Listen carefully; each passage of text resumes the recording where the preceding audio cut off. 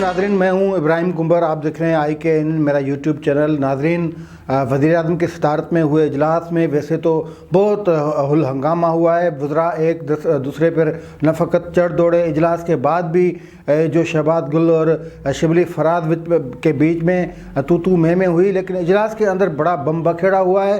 जो वज़ीर ख़ज़ाना है उन पर भी तनकीद हुई है। कई नूर आलम जैसे कई मेंबरान थे, उन्होंने इस हुकूमत के जो पोल हैं, यानी हुकूमत की जो हकीकी है, हुकूमत को जो आईना है वो दिखा दिया है कि आपने 2.25 सालों में क्या किया है। हर तमाम वज़रा को अपना अपना हिसाब देना पड़ेगा। ये तमाम चीज़ें अपनी जगह, लेकिन वज़ीर-ए-आज़म ने तमाम मेंबरान को एक बड़ी रिश्वत की पेशकश कर दी है और एक बड़ा यू टर्न ले लिया है, क्योंकि वज़ीर-ए-आज़म का जब अपोजिशन में होते थे तो उस हवाले से मौक़िफ़ इसके बरक्स था। ये रिश्वत कौन सी है, मेंबरान को क्या दिया जाएगा, मेंबरान को ये लालच क्यों दी जा रही है, ये सब हम आपको इस वीडियो में बताएंगे। लेकिन उससे पहले जिन दोस्तों ने हमारा चैनल सब्सक्राइब नहीं किया वो सब्सक्राइब करें, बेल आइकन को क्लिक करें ताकि ताज़ा वीडियो अपडेट्स और तजज़िया आपको बर वक्त मिलते रहें। और अपने इज़हार राय के लिए कमेंट्स में ज़रूर अपने जो कमेंट्स करें ताकि हम तक आपकी फीडबैक जो है वो पहुंच सके।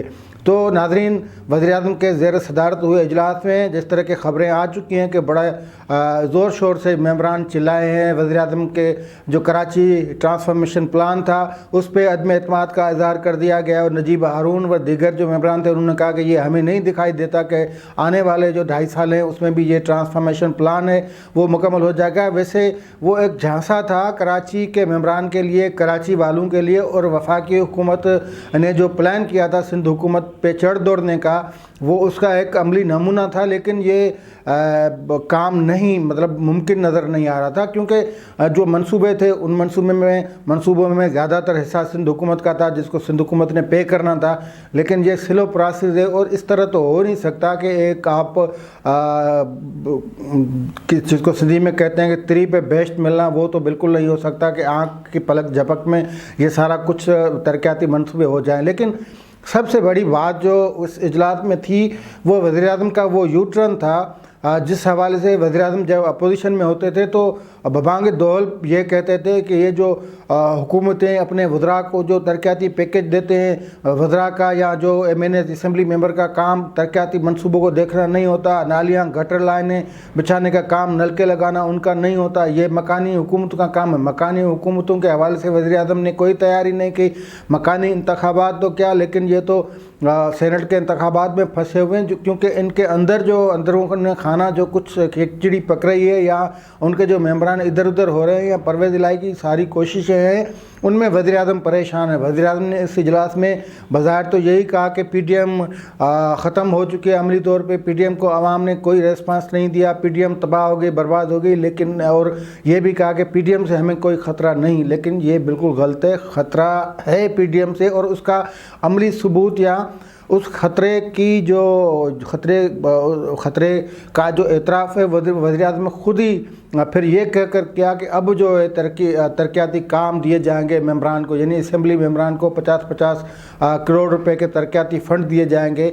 ये बुनियादी तौर पे वज़ीर-ए-आज़म का जो खुद मिशन है उसकी न फ़कत नाकामी है, लेकिन उसकी खुला खिलाफ वर्जी है।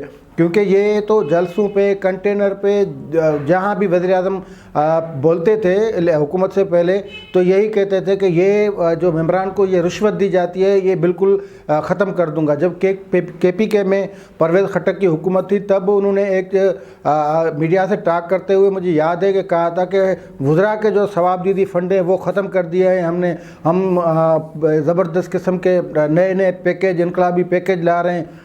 बहरहाल फिर आखिर जो बात जाके यहाँ पे बनी कि जो मेंबरान हैं, असम्बली मेंबरान, उनको 50-50 करोड़ रुपए के तरक्याती डेवलपमेंट फ़ंड दिए जाएंगे, जो कि मादी में हुकूमतें देती आई रही हैं। मतलब मादी में हुकूमत ने दिया है तमाम मेंबरान को, और मुस्लिम लीग नवाज़ के दौर में अपोजिशन के मेंबरान के सिवा बाकी हुकूमती जितने भी मेंबरान थे उनको ये तरक्याती फ़ंड मिले थे। تو وزیر اعظم نے آخر میں پھر یہیں پہ آ کے سرنڈر کیا ہے، جس کا مطلب ہے کہ پی ڈی ایم سے خطرہ ہے، اور سینٹ انتخابات میں اپنے ممبر کو ایک طرح کا یہ اپنی طرف کھینچنے کے لیے ایک لالچ ہے، ایک جس کو خود وزیر اعظم رشوت کہا کرتے تھے، اب وزیر اعظم خود وہ اس رشوت دینے پہ اتر آئے تاکہ ان کے ممبر ادھر ادھر نہ ہوں۔ حقیقی پوزیشن یہ ہے کہ کے پی کے اور پنجاب میں ان کے خود صوبائی اسمبلی کے ممبران جو ہیں، جن کے حوالے سے اب خبریں آ رہے ہیں کہ وہ ٹوٹنے کو تیار ہیں، وہ جا رہے ہیں ادھر ادھر۔ مریم نواز صاحبہ نے کل کہا کہ پی ٹی آئی کے ممبران جو ہیں وہ خود ادھر ادھر ہو رہے ہیں، ہماری طرف جو ہے ان کا رجحان بھی ہے اور رابطے بھی ہو رہے ہیں۔ تو یہ حقیقت بھی ہے، کیونکہ تحریک انصاف نے ان کو دیا کچھ نہیں ہے۔ ٹرانسپیرنسی انٹرنیشنل کی جو رپورٹ ہے وہ خود حیران کن ہے، حیران کن اس حوالے سے ہے کہ ایماندار، صادق اور امین گورنمنٹ میں، اور جس کے سربراہ ایک بالکل ایماندار، صادق اور امین ہو، اس دوران ایک سال کے اندر جو کرپشن ہے وہ کرپشن 4 درجہ بڑھ گئی ہے۔ ان 2.25 سالوں میں تو کسی اور کی حکومت نہیں تھی، ان 2.25 سالوں میں تو فرشتہ نوا انسانوں کی حکومت تھی، اور پھر اوپر ایک ایسے ایماندار بندے بیٹھے تھے جس کو سپریم کورٹ نے ڈکلیئر کر دیا ہے کہ وہ ایماندار اور صادق ہیں۔ اب سپریم کورٹ نے کر دیا ہے تو اس کے اوپر بھی تو ڈیم بابا بیٹھے تھے، چیف جسٹس ثاقب نثار بیٹھے تھے۔